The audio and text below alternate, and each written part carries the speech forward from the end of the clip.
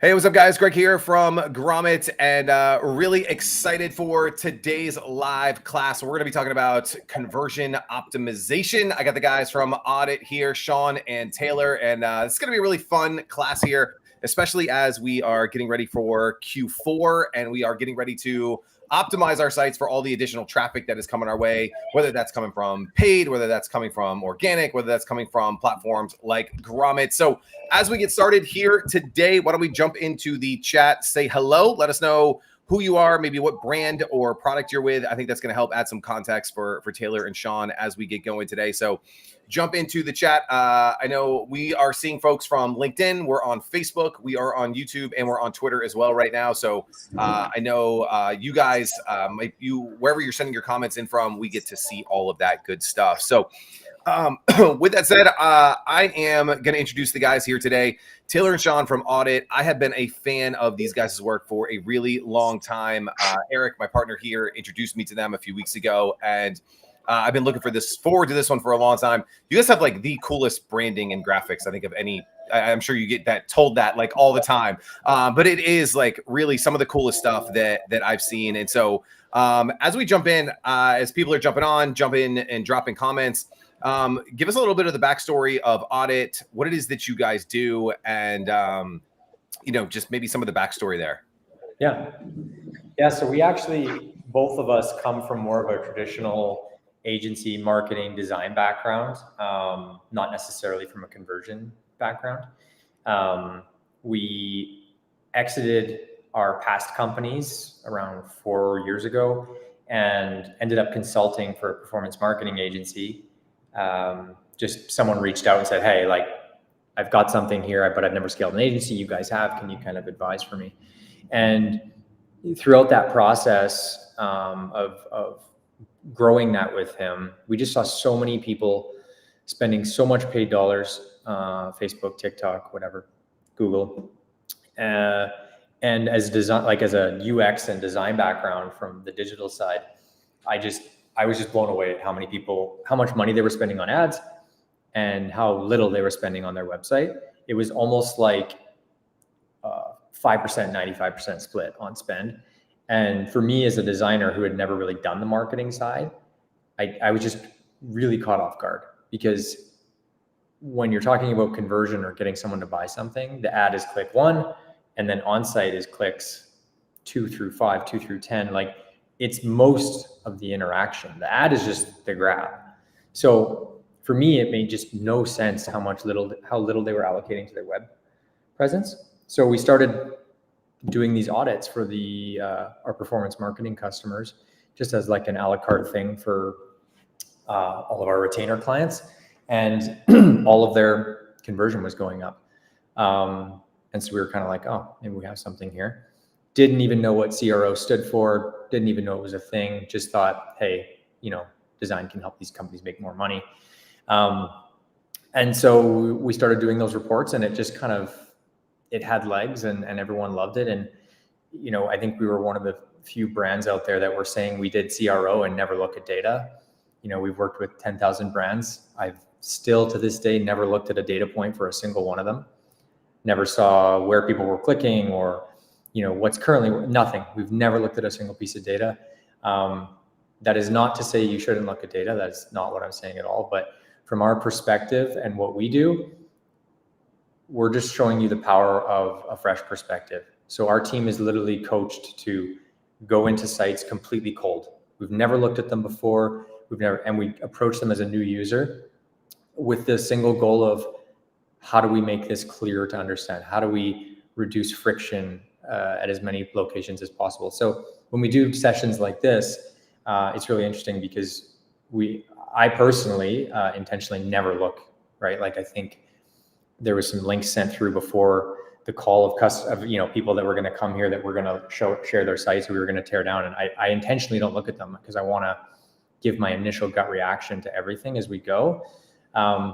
And I think the reason that works is when you dive too much into the data and too much into the nuances and you're too close to it, I think you miss some of those things that are just common sense. That's probably the most consistent thing that we get told when we send our work back or our reports back is, It's not like, hey, this is mind-blowing design work. I can't believe I've never thought of this. It's always, this is so straightforward. How the hell did I not think of this? That's the most common comment we get.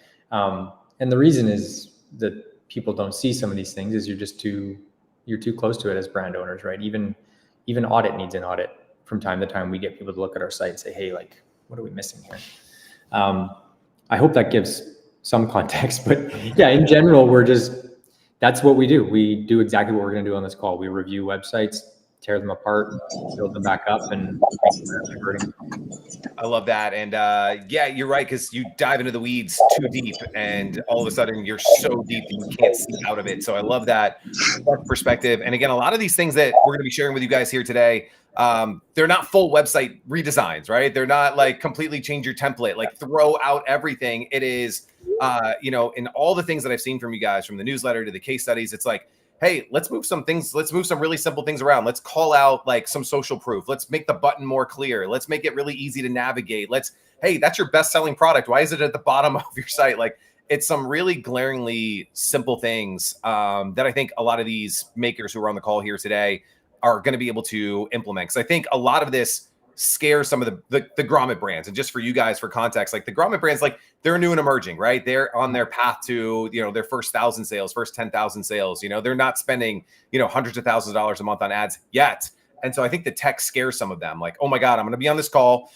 Sean and Taylor are going to tell me to do something and I'm not going to know what to do, right? I'm going to have to remake this. And I don't think that's the point of this call. I think these are very kind of simple things that you can do. You can outsource, you can have somebody come in and make these changes, or obviously you guys, can help them out from that vantage point as well. Before we jump into the first one, just anything else to share or talk about? I know a lot of these Grommet brands, they send a lot of traffic to their homepage because they're only, one or two product sites, or product pages. They're not really dealing with advertorials or, landing pages yet, but just any other context we want to share before we jump into some of these breakdowns. Yeah, I think the key with products like this is, in general, when you're sending paid traffic or someone's coming from an ad or a social post or something, just think about how you utilize social media. I don't really have much social media. I have Twitter just because of our business, but you're moving so fast, right? You're looking for something to catch your attention. And so you got to put yourself in that mindset of, that's where they're coming from, right? So they're scrolling really fast, see something catches their attention, like one of these products, they go to the website. Their brain just doesn't flip and all of a sudden they're in focus mode. No, they're still in that same mindset. So when they land on your site, you either grab their attention immediately or they're gone. So I think the focus needs to be very much on clarity and making sure that users get the value and understand the value and build trust in the product immediately. You don't need super long pages to do that. You don't need really long explanations to do that. There's really simple kind of tricks and ways to do that. And that's kind of what we'll go through when we start looking at sites. I love that. And just shouting out a couple of the awesome brands we have on here. We got Nikki from Hideaway, Marsha from Stay Well Copper. We got Spencer with Deodorizer. I saw Sam from Batterix. Malin from Outdoor Elements, Armanda from Mela, Carrie with Spleesh. I mean, we have across the board, right? From dog and pet stuff to supplements to gadgets. And so that's the other thing as we go through this, is that just because we're talking about a supplement brand doesn't mean it doesn't apply to you. Because a lot of these conversion elements, like, they're universal, right? Like, and so don't think just because we're breaking down a gadget and you're selling a supplement that this doesn't apply to you. So I was talking to the guys before we jumped on, is that you're going to see reoccurring themes, I think, over and over as we go through some of these sites. And so don't just dismiss it like, oh, we're talking with a pet brand, and just tune out, right? Because the same elements, I think, are going to apply. Yeah, I think one of the consistent questions we get on sales calls or on intro calls is, well, have you worked with a product like ours? And my answer is always, yeah, but it's irrelevant. Like, doesn't matter what you're selling, and you'll see when we start going through things, but it's all just creating clarity around the product. It doesn't matter if you're selling a Peloton bike or bracelets. What you're trying to do is convince them that they should trust you for that product and communicate the value of it really clearly. And value doesn't need to be really overwhelming. It doesn't need to be like these 7 different things that make it the best in the world. You're just trying to create value in relation to price, right? So if it's $100 bracelet, justify why it's worth $100. If it's 10, you probably have to do less justification. So the themes are really consistent across, kind of anything you're selling. Yeah, love that. So without further ado, I think let's just jump into the first one, because I think this is where it's going to add a lot of value to you guys and a lot of context into what it is that you are doing. If you guys have questions while Sean and Taylor are going through this, I am monitoring the chat, so jump in, ask questions as it pertains to your sites as well. And I'm going to go ahead and pull up the first one here. This is from Standard Self-Care. This is a PDP for their product. Hyaluronic daily moisturizer. I just butchered that to start. I'm going to blow this up to full screen, and I'm going to let the boys go to work and just direct me, tell me to click on things or blow things up. Just let me know. And I got you guys. Cool. Yeah. I think the main thing with this one that stands out to me right off the hop is, and this is something that we talk about, again, any type of product. So if you click through the gallery, so first thing, and I'm not sure if on mobile the gallery is just as tall. It might be. Yeah, it is, but not quite as overwhelming. So one thing on mobile, you want to show the thumbnails. You don't want people to have to explore to understand what's in there. But the main thing with this gallery, and this is with any product, this relates to everyone on this call, put those product images in a line, in a Figma file or on a document, and just move down the line. And every single image that you hit, you have to ask the question, does it add more value than the next one? That's different than the next one. So like if we're going through this gallery, the first image is the product on its own with a few key traits, right? Vegan, non-GMO. Okay, so I see the packaging, I see what the product is, and I see some key traits. Next image. Technically, it's telling me something new, right? I apply it to my face. You could argue that that's additional info. Next image, photo of the bottle. Adds no value. It's telling me the exact same thing as the first image, but at a different angle. So if you're doing this exercise, delete. Next image, a woman holding the bottle. Same thing, it's communicating nothing new. I already saw a woman in the second one, so I'm assuming it's targeted at women, and I see the bottle again, delete. Third image, shows the consistency of the product. This adds a lot of value. A lot of people just show packaging, they don't show what it looks like. So this one, you could argue, has value. And then the rest of them are just, again, they're fluff. They're just lifestyle images that are from a photo shoot. And they have merit, maybe down the flow of the page as, a balancing act with some copy, but up here, they're not. Your gallery, don't treat it like a, how you would view the word gallery of just slap all the images you have in here. Because Amazon is so prominent for e-commerce shopping now, you have to take a lot of nods from Amazon. And the best thing that they do is they teach stores that some people shop with the copy and the rest of the page, and some people just scroll through the gallery. And if I scroll through this gallery right now, the only image that gives me any value or sells me the product is the first one. So I would probably be removing 4 of these images, and we'd be adding one that talks about how to use it. I'd add one that's a review. I'd add a piece of UGC content. Even a chart that shows how long it's going to last, right? Like if you use it every day, this will last 2 months. If I use it all of that is building into that value equation, right? Like, is it worth $68? If it lasts me 3 months, yes. If it lasts me 2-3 days, no, right? It's the same product. So all of these different positionings within it are really helpful for the user. And I would do that exercise for any brand that's has a product page, basically. Every new image has to add something new to the value spectrum of communicating what the product does, what it is. The UGC, one thing I'll say is the UGC content, I see it used throughout the site, but not in this image carousel. They perform really well there. So like curate that, instead of having the model lifestyle shot with the bottle, just replace that with UGC content with the customer review right there. It packs so much more impact because it's an actual customer that's talking about the product they love about it, and you're kind of forcing it down their throat because they're in that carousel. Yeah, like if you click to that third image of the bottle. So like, as I said, this isn't adding value, but if you go to the right, you see skin benefits, and then there's 3 items.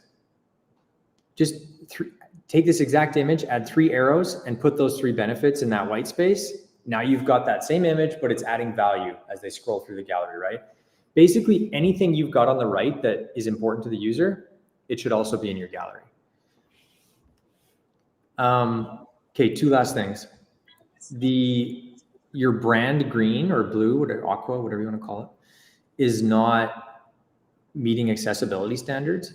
So what that means is for users with vision impairment, or more importantly, users that have their screen brightness turned down, it's almost invisible, right? Like even me, I don't have my brightness turned up right now. It's tough to read that. And so it should be black or like a darker shade of that. It just needs, especially when we're talking about reviews, like you cannot let users miss that. It definitely needs to be played with. And then same with the add to cart button. I'm not positive, but if we plugged the hex code of that green into a color contrast app, which you can just Google, and white, it'll have like a 2 rating out of 10.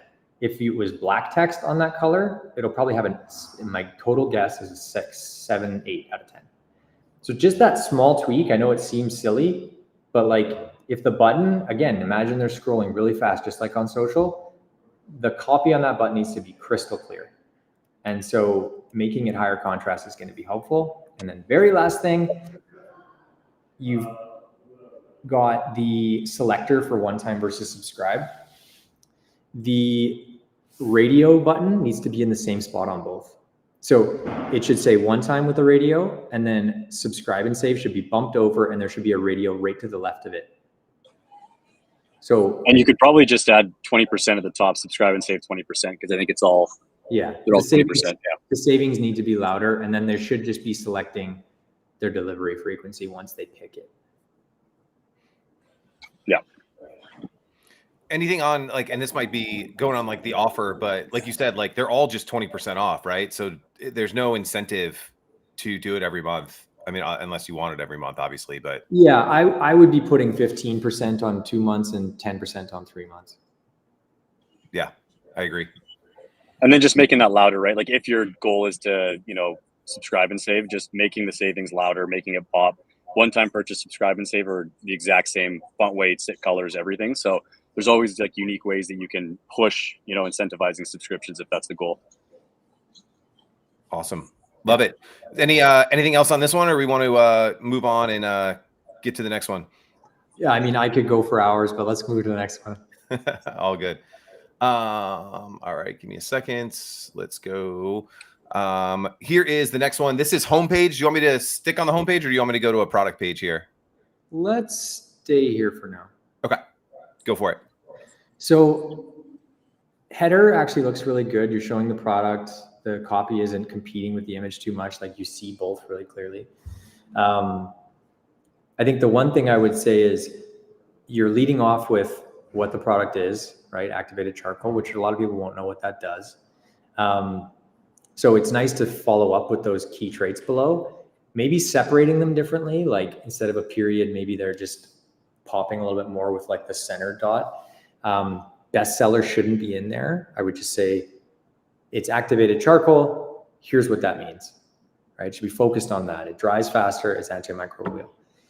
Even the antimicrobial, you're assuming users know what that means. So if there's a simpler way to explain that, of what that actually means or what that benefit is, I would use that.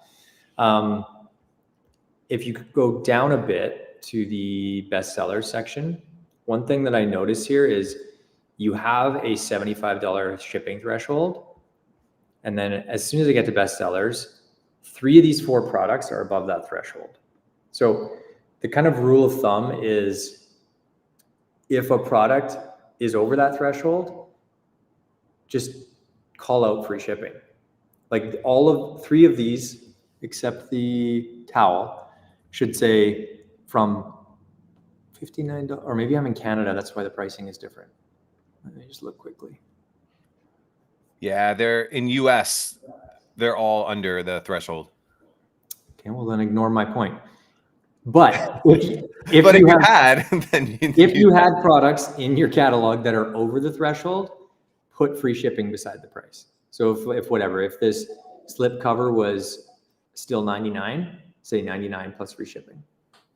And then add to cart on here is a tricky one. We generally see higher conversion when you push them to the product page. I don't think any of these products give me enough info for me to buy out right here. I'm going to want a little bit more. And so what you're doing by removing that is, instead of them having 2 buttons to decide between, right? Go to the product page by clicking the image or the title and adding to cart. They just have one decision point. They go to the product page, learn more, add to cart there. Pretty much across the site, across the spectrum, we see it convert higher when you push users to the product page. Very rare scenarios where add to cart on product cards works is when it's a marketplace, right? Like a store that sells all their groceries online, right? I'm buying toilet paper and soda and whatever, everything I need. You're adding so many different things to cart, and that's the entire goal of the site. It makes sense. Here, doesn't make sense. If you scroll down to that UGC section, so this is really great. I love that they show the products in use. They show a clear action to shop the product feature. That's great. The one thing missing here is let's just pretend that they're just seeing this section. All you're showing is that these 5 people like it. They're likely influencers that you paid. What I really want to know is how many people have used the products. So that headline, as nice as it is, it should say over 100,000 people love Lutava. Or you don't even have to say reviews. Just talk about how many you've sold, right? 50,000 people trust our towels, or whatever. Anything that can give an additional layer of social proof, use it in the headline. Because out of your entire homepage, headlines are most likely what people are going to see. They're not reading the fine print or the small stuff. So that headline is really critical. I wouldn't waste it on like a marketing tagline, right? Sweat dirty, live clean. It sounds great. It's got like a good little like marketing ring to it, but it doesn't tell me a ton. So I would substitute that for calling out like number of units sold or number of customers you have. I think something important here too, because a lot of the Grommet brands are new, and we get a lot of newer brands that struggle with like, we don't have a ton of reviews yet. We haven't sold a ton. What do you put there? And like, one, you should be trying to get reviews as hard as you can when you're first launching. So anything you can do to incentivize people, tons of apps out there to do that. But use whatever number's the biggest or whatever packs the biggest punch. If you've sold 5, have one review that it just hammers home exactly what most customers ask about that and kind of solves that. So there's always something you can use, regardless if you're pre-launch, small company, big company. Just kind of use your brain to kind of go through that and like what will build trust instantly. Maybe it's press, awards, whatever. Yeah, great point. Love that. Yeah, especially if you're in that new phase where you're just getting off the ground, you're sub 100 sales. But yeah, push to get those reviews, post-purchase surveys, like whatever you got to do to get that in. Great point. Love that. Sean, anything else you want to riff on this one? If you just go up to the nav, or it's there all the time. So in the nav, just scroll a bit so it goes to the white background. So whatever you're selling, the way to look at your nav is a hierarchy of information, right? And so we always say to our customers, like, if we're in a meeting about priority of our website, there's no way that the team all agreed that every product should have one heading and about should have the same weight, right? These are not equal things. This is an e-commerce site. So what I'm getting at is things that make you money, primary. Things that communicate value, secondary. And things that are function, account, shit like that, tertiary. So they need to be styled that way and presented that way to the user. So I would probably have the science and about on the right, pairing them with account and search. I would probably move wholesale to the footer. And then I would use that entire left side to position categories. So towels, and then it drops down to charcoal towels and mat and non-slip. Car seat covers, yoga. You could probably just have a more category for fewer selling SKUs.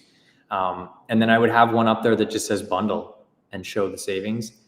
You could also have a bestsellers up there, but you probably have enough room on most desktop views to have like 6 actions in that left side, and I would use them all. And then the same thing with mobile menu. Use that same hierarchy and apply it to mobile. Love that. Great point. Before we last thing, one last thing. That press bar there, we see this with a lot of new brands, and it used to pack a bigger punch, but if you list those like Cosmopolitan, Birdie, it's kind of table stakes to have those now. And honestly, people kind of glaze over them because you see them on every website. If you're going to use that, I would put something that they said that's relevant to how good your product is. So, and a relevant press piece. So if it's, let's say it's Birdie, right? This is the absolute, best towel, lasts forever, doesn't stink, or whatever that is. But adding something relevant that they've said, just so that it's like, oh, okay, this is why this is here. Because this could mean you paid for an article, you bought advertising in it. They actually talked about you. They love it. There's all kinds of things that could mean. So just a little more relevance there, to find something that really kind of like is another piece to sell your product in that testimonial from a press piece. Great point. So that was the last thing. Yep, love that. I'm going to jump to 2 questions that came in because I think these are relevant. The first, Sean, you mentioned these when we were talking about the nav. Is what were the 3 layers again, right? So you have the stuff like the first, second, third layers. Yeah. So primary would be anything that you're selling. So if the link takes you to a collection page or a product page, that's primary. Secondary would be anything that communicates the value of the product. So like in that site, it was the science. And maybe their about page has an amazing story about why the products are unique, or maybe the story plays into it. So you could argue those are secondary. And then tertiary is just anything that's part of your sitemap that you need to have in the header functionally, right? Like you need, if you have accounts, they need to log in. Search arguably could be secondary or tertiary, right? Because search takes you to products.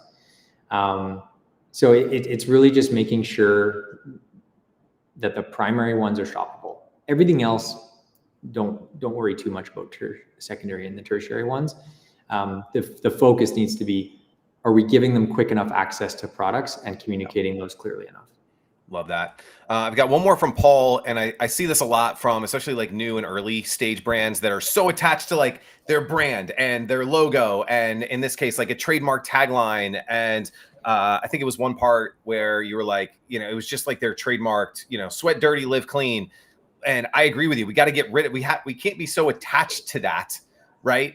In order to make sales, right? We don't want to sacrifice that for sales. So where do you throw something like that? When we're thinking about like, hey, this is going to generate a sales. This was pretty. And, we're attached to it because we love our brand. Yeah. Yeah. You can use it, what I call in pre-headings. So let's say you have like a really big headline and there's that little text above it, something like that. It should be in your footer under the logo or by the logo. The logo on this site is quite tall, so you probably don't want to incorporate it up there because it's already taking up too much space. And then, just because you have it doesn't mean it needs to be on your website. It's a great piece to have on packaging. It's a great piece to have in your Instagram profile. It does not necessarily mean that it needs to be on your website. Your website is somewhere where they're consuming content really quickly and you have very little attention. So even though it sounds great and it's part of your brand, it doesn't communicate much. So does it need to be there? I would argue maybe not. Yeah, it's like sometimes it's tough to hear, but that's what you need to hear, because the goal here, especially in those early days, is get product in people's hands, right? And so do everything you can to get product in people's hands, and then you're right, save it for the packaging, save it for the follow-up emails, whatever you want to do from that side. So, guys, if you did not submit your site prior to this, and you want these guys to take a quick look, we got time for maybe 2, maybe 3 more, depending on how quick we can jump through this. I'm going to pull up one more that was submitted in advance, but if you're just jumping on today and you're like, maybe you were scared to put it in before, but now you see that these guys really mean and have the best intentions, go ahead, throw it in the chat, and I'll make sure we include one of you guys as we go. But I'm going to jump to the next one. Let's get into the cat world. So this is a hide and scratch. It's like a scratching box for your cats. Let's go ahead and talk about this. This is obviously the PDP for that product. Cool. Is this for whoever's brand this is this a normal thing? Like people sell actual cardboard boxes, or is this like a cat product that normally would be, I don't know, made of material or something? I don't have the answer to that one. The answer I do have is this was like one of our hottest selling products like of all time. Like cat lovers came out like crazy for this. So yeah, it's a cool product. Okay, well, let's dive in. Okay, so right at the top, even though you say the stars and the number of reviews, just use the word reviews. It sounds stupid, but again, you have such few moments of their time, milliseconds in some cases, just don't let them miss it. Just put 412 reviews, just say reviews. In this case, the dollar savings are great. Making an offer, I would argue that, what is that, 5%? No, yeah, 5% discount is not enough to drive any additional conversion. So I would either say remove the discount, increase the discount, or offer multiple units to push them over the free shipping threshold, and buying 2 gets you free shipping. So in this particular PDP, pick your color, and then that dark gray value pack, it should just be, instead of a quantity selector, I would replace all of the quantity selectors. Like I would delete that quantity selector and instead have option for 1, option for 2, and option for 3 in all 3 colors. And as you scale up, you save a little bit and you unlock free shipping with the 2 and 3 units. Does that make sense? Yep. The other thing I would say is, in the imagery, the colors are, I mean, yeah, I would just use color swatches, just because you're going to force people to click through every one of them to figure out, everyone's perception of pink is different. Everyone's perception of dark gray, light gray. If you're really selling the design aspect of this, I would use color swatches so that it's much more clear. And then they're not going to click through every one of them to see the colors. They're just going to see the color there. And you went from 4 clicks to 1 click. Add to cart, same comment as before. It is not high enough contrast. It should be the loudest thing on this page, and it's arguably the least loud. So if I was going to change this, it'd be gold yellow with black text. You'll see a conversion increase immediately if you make that change. Same with the sale tag. Needs to be black text on there, not white.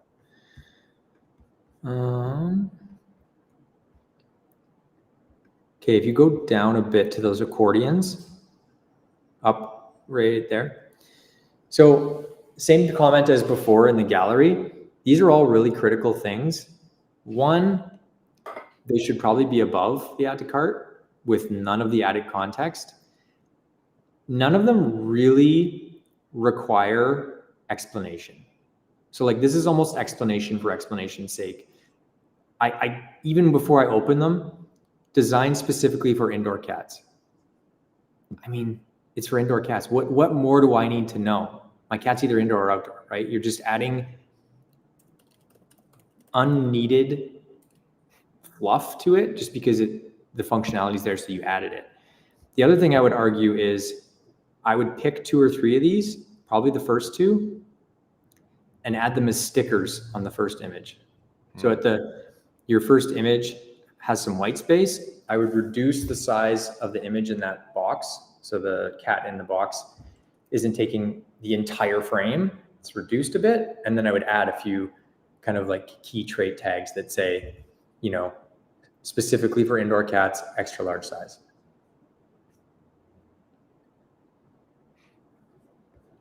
Love that. I think the rest of the page is pretty good, and they do a good job in their product images too on a lot of them. There's a few missing that I would use from the other site that we mentioned, but I think we can move on to the next one. All right. Awesome. One quick thing. I went over the homepage, and there's one thing that applies to a lot of brands is, and it's not just this, but there's an award that they got. So I think it's like 2 sections down. there's a link in there to like link off to the full article, which links them to a different site. One of the big no-nos in anywhere on site is like never link folks outside of your site. Even when it comes to like social media links, if they're very visible, you don't want somebody going to your Instagram from your site. They've got to get back, and it's just much harder to get them back there. So on that homepage, I would say show that award. You could even bring that award up to the top homepage hero, but don't link them off site with that. Maybe just quick hits of what that award said, but linking them off is going to be a conversion killer for sure. Good call. Like that. All right, I'm going to go into the next one. This is Armanda. She's here live. Armanda, I'm not going to take them to your Amazon page because that's not what I want to talk about here. I want to send them right to your site. She has an awesome product. It's called the Link Latch. We just had it on our live show last week. It's like a modern bungee cord, and they are so freaking cool. But I do think that this page has a lot of room for improvement to show people how freaking cool this product is. Actually, here I'm on her lid latch, which is attaching lids. Similar style product, but I'll let you guys rock with this one and help Armanda out here. And she is live in the chat as well. Nice. Yeah, this is a very cool product. I could definitely see us using it in our house. I think the main call here is creating a better positioning and type hierarchy. So what I mean by that is you've clearly used the headline as an SEO play, which is fine. Again, a nod from Amazon, I'm sure, but creating a hierarchy here will be much more useful on a product page. So what I would say is reusable universal lid strap or lid latch, let's say, is the product title.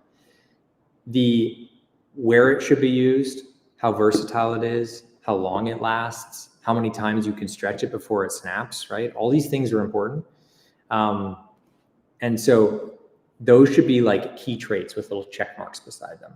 And then the other thing that's not super clear here is the first image shows two straps beside each other. My first inclination, especially because it says blue-gray, is that I get two. Now, right beside it is a quantity selector that says one. I'm still about to add to cart. I'm not positive if I'm getting one or two. So I don't know if that's intentional or it's just really not clear, right? Because it could be, for instance, people look at the blue one and they're like, oh, that's kind of a bluish gray. So it's just not clear. So again, in those little check marks below the headline, one blue strap and one gray strap, right? And then instead of a quantity selector, it should be same as the other one. 2 straps, 4 straps, 6 straps. If this comes with 2, maybe, did she answer in the chat? Is it 1 or 2? I think it was Amanda. No. I was muted, but you do get both. You get one of each in the package. Yeah. So I would make it crystal clear because that is a massive conversion difference. If I'm literally seeing the number 1 quantity, nowhere on the page does it say 2. The image shows 2, but then there's 1 wrapped around it. It's not crystal clear. And so you're now battling with some users thinking they're buying 1 for $17 and some users thinking they're getting 2 for $17. That's a very big value difference. So it needs to be crystal clear that it's 1 blue, 1 gray. And then again, remove the quantity selector. I don't know why Shopify even allows this, but same thing with the add to cart. It's literally the quietest thing on your page. That's just wild to me that Shopify even allows that, but that button needs to be louder than everything else. Try and keep it on brand, right? Make it a brand color, but it needs to be so loud. You can just scroll right past it. And yeah, the Shop Pay button's there, but what if I don't use Shop Pay? Now I'm just scrolling.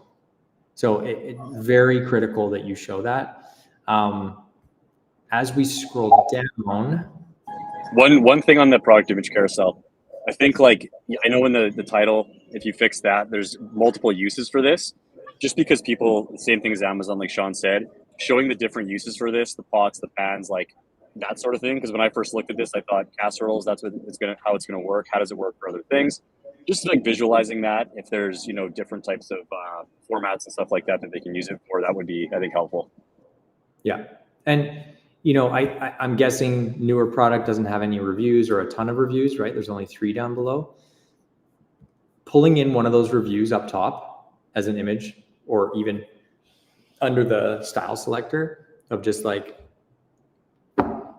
we bought 6 of these and we use them every day, right? Like, it doesn't need to be anything crazy. If you have a 3-paragraph review, pull out the 1 sentence that communicates the value of it and use that, right? There's no harm in pulling in specific pieces of a review. It doesn't need to be the whole review, but it's such a simple product at a reasonable price.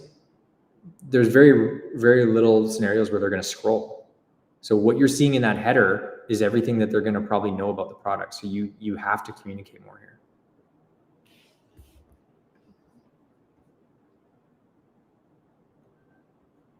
And I'm muted again. So awesome. Love it. Couple things. We're going to do one more of these that I just picked out. And then what I'd love for you guys to do is in the comments, because I don't want these guys, Sean and Taylor, they've shared some really, really good stuff. I want you to share the number 1, 2, 3 things that you got from this that you are going to implement into your own your landing pages, your product pages. Throw it into the chat because we'd love to hear that. And just make sure that you guys are actually getting something awesome from this. But really, really great stuff in the chat. Let's go ahead and let's do one more. She is also in the chat. This is going to be Spleesh. This is actually more of a landing page than a PDP that she is sending traffic to. So was just trying to pick something that was just a little different, because I think we're starting to see common themes on the product pages and on the homepage. So boys, I'll turn it over to you for this final one here. Awesome. Okay, when I go to the page, oh, there, it reloaded. Never mind, sorry. 3 reasons why every pet deserves a dog walking companion. So this is really interesting product, super helpful. I would, however, argue that the copy should probably lead them off by saying what it is, right? Like, the name, as cheeky as it is and communicative it is, it's not enough to say exactly what it is. So again, let's say that they're coming from an ad and they're moving really fast. Maybe they skip this video. The video is also moving really fast, right? I think it's sped up, if I'm guessing. You don't really say anywhere just clearly what's the product, right? It's a leash that shoots water. Now, don't say that exactly, but above that 3 reasons, it's probably worth just communicate exactly what you sell. Because as I scroll, you still don't. Like, none of these headlines tell it. Our walks got better with Spleesh. My pup can use it. I still don't have a headline on this page that tells me what the hell the product is, right? And it's not complex, right? It's a leash that sprays water. That's amazing. So when you have a product that's so focused on use and it's just a really easy value to communicate, you've got to double down on that. Even though this is a listicle, from a landing page terminology point of view, it's really important to communicate that straight away. So I would add that.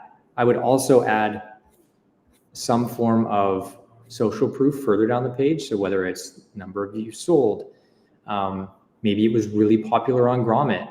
Maybe you sold out your first order in 3 days. Like, all of that is social proof. Maybe you only made 10. That doesn't matter. You sold them out in a day. That's a great, catchy way to position it as, it's popular. If we go down the page to the buy box, so keep going. Oh, no, right there. So here, you really want to create a hierarchy, which you've somewhat done, but there's a few kind of missing things here. So 1, same thing, make that color selector actual color swatches, and even better, just show the product, because the actual color doesn't change. of your product. Just a button on it does. So the sentiment here is, oh, they have like a cool teal looking one, but it's just a button. So I think it's really important, not that that's a bad thing, but you're misleading them a little bit because only the button's changing color. So I would show the actual products here. That's not super simple. That's more of a custom thing, but it'll be very helpful. And then style without leash and with leash. This one confuses me a bit because the whole entire product is a leash. I'm guessing it's an add-on to an existing leash, but I'm not really getting. See, and then I click on the image and it shows a leash without leash. Anyways, when you click on either of these, I would have a line of text below them that explains just a little bit more here. Because without leash, I'm still not clear what that means, if it's just a little spray gun or what. And then when we look at the top, right, walk, protect, and refresh your pet. That is a trait of the product. I would lead this section with spleesh, whatever, spleesh, kind of a descriptive title, water spraying leash. And then subline, key traits, walk, protect, and refresh your pet. Refill and only refill every 5 walks, right? Any information about the product that just gives me a little more like, oh, okay, yeah, that I only have to refill it every week or every 2 days, whatever. Anything that gives them more context. And then you need to play with type styles. So the Spleeshier leash today, $49 color style. These are all the exact same type. And this price should probably be a little smaller and lighter. The color drop down, like all of these things need a hierarchy, right? We're leading with the title, then we're showing key traits, and then the selector should be a third styling. And then again, right beside $49, every product ships free on this site. So $49 plus free shipping should be right there beside it.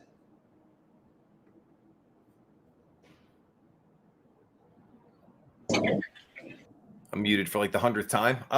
That was awesome, man. I love that breakdown. I think that was a really cool one to finish on just because it's a little bit different. But I agree with you. Spleesh is like such an incredible product, but you're right. Like reading through those 3 bullet points, like you still don't even know what the product does. I think there's room to add, like you said, social proof or testimonials, even for each of the 3 listicle points, adding reviews that complement each of the sections. Like, so you're on the right track, but I think that it just could be so much better. I just wanted to kind of throw some of these out.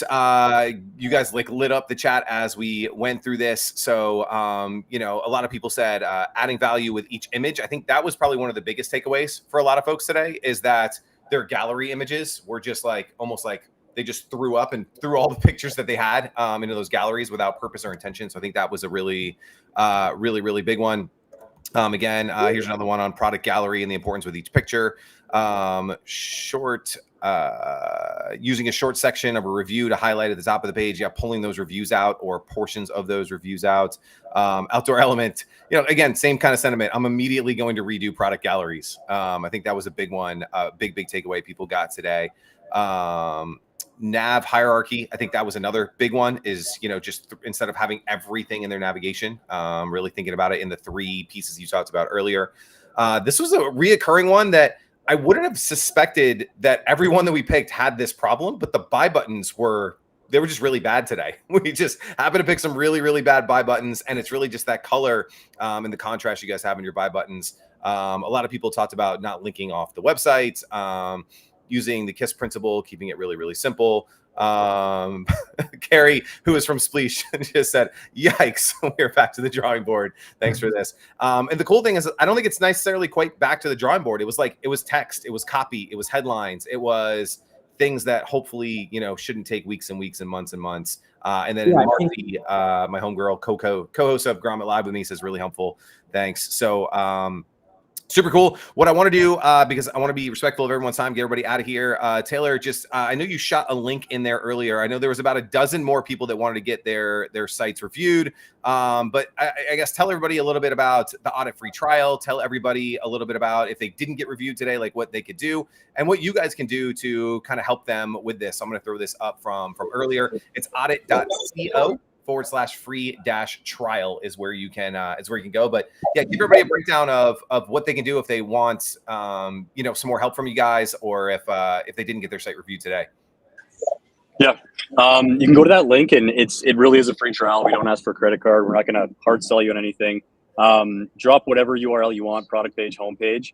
Our team takes, usually maximum 48 hours to get it back, but it'll kind of be a custom design section before, after, the reasoning behind the changes, just to kind of show you our approach. And it's a quick win that you can kind of implement yourself and see how it works. So always feel free to do that. You can also book a call on our site at any time. It'll be either myself or Sean taking it. It's not, the purpose of it is not necessarily a sales call. We can run through areas of your site, give you some quick wins. And then if you have any questions about how we work, we're more than happy to chat anytime. Awesome, man. Appreciate that. And I'm going to try to bring that onto the site really quick. So this is your page. This is your site, audit.co. Right here is that book a call. And then also if you scroll down, I think that free trial was down here as well. Yep. Boom. Right here. Get your free audit. And super cool. Yeah. Just anything else, any parting words or any final things you guys wanted to share with folks who joined us here today? Yeah, I think just, every site we looked at today, or everything that was submitted, the hard part, you've done the hard part. Like, making a useful product that people enjoy is extremely hard. Making a website that communicates that is very easy. Not to say that it's going to be easy to dial it in, but I think the hard part is done of making something valuable. So I think just focus on communicating as simply as possible. I think a lot of brands get stuck in the weeds of, they got to be better than the next guy, or they have this brand in their brain that they're like, oh, I love how they do this. Ignore all that bullshit noise from the outside. What are the 3 to 5 things that make your product unique? Communicate them as often and as clear as possible, and you'll be fine. Love that. And again, just head on to audit.co. You can learn all about this. Carrie, who's from Spleesh, we talked about her site just a minute ago, said, I don't think it's for everybody. Like, can I submit for our homepage too? Like, is it homepage, product page, landing page? Like, what do you guys, how does that work? In the free ones, you could submit anything. You could even submit your personal Instagram profile. We'll audit it. Doesn't matter what it is. On the paid audits, you're basically just picking which pages that we audit, and you pay per page. So on the free one, any URL you can think of, toss it in there, and we'll do it. Awesome. Love that. One last thing, Greg, I wanted to say is, because these brands are smaller emerging brands, like, you don't have to have, a true CRO firm running tests and everything for you. A lot of folks don't have that traffic. Ask people that, aren't familiar with your site, brand, anything. I saw earlier in there, like, the fresh perspective, you get so close to your brand product. And because a lot of you are founders that built the site as well, designed it, wrote the copy, you've probably worked on some of this stuff for 4 years. You understand your product, you're offering everything so well that it is impossible to back away and just see those key things that new customers need. So whether it's your long lost cousin or neighbors or whoever, like, a small group of people just running through your site, watch how they use it, that side of stuff, it can really help in the initial stages. And then listen to your initial customers and ask them and engage with them as much as possible to just kind of see what they're confused about. Frequently asked questions. If you get the same questions over and over again, try to solve that with content, very early on in the customer journey. So just make sure you're kind of learning as much as you can early on. Don't be scared to try things. This is the time to try things and take some big swings. So that's kind of the final thing I wanted to say, is just get user feedback as fast as you can, reviews, let people use it, and don't get stuck in, I know what's best, I built this thing. Make sure to listen to people that are actually your customers. Yeah. Last question I'll throw in that I just got is, like, obviously Q4 is coming around the corner, right? And so, how much should we be changing now, being that it's August 21st, right? It's going to take maybe a couple days, couple weeks to, like, get some of this stuff like, should we be looking to do this? I mean, my argument is, like, yeah, we need to get as many sales as we can in Q4. But what are your kind of thoughts on, like, just timeline going into holidays? Yeah, a lot of our customers don't like to mess with their site when they're doing those bigger ad buys. But I think a lot of the stuff we're talking about is very small optimizations. Some of them are bigger, but a lot of them are imagery and copy, right? There's no excuse to not make some of those changes within a day, right? Even if you don't have a designer, there's so many resources out there. Give them some direction, go on Fiverr. there's so many opportunities and ways to do this quickly. And, you don't need to treat them as tests or messing with the site in a way that it might screw with a usability issue or a UX issue or break the site. They're very small things, a lot of them. So I would urge you to just keep crushing through. Don't launch a brand new site 2 days before your Black Friday campaign. But other than that, I think you're safe to play with it. I love that. Audit.co is where to go, guys. You can book a call. The cool thing, guys, for Taylor and Sean, if you're not reading the chat, getting a ton of people saying they already submitted. So that's awesome. So Miami 2020 said I submitted our website for the audit for our new site. Marsha submitted. Hopefully you guys got a ton of value out of this. Marsha said today's show was better than a Grand Slam. It's the baseball reference because I'm always at baseball tournaments when I usually do these live streams. I'm in like a shoddy hotel in like Alabama for baseball. Thank you guys. I really appreciate your time. And the best thing I think you guys can do to say thank you to Sean and Taylor is make sure you share this, tag them, and then go to their site, audit.co, book that free one, and then see how they can help you guys out getting into Q4. But thank you guys for taking the time today. This was super fun. Awesome. Thanks for having us, Greg. It was awesome. Guys. Talk soon.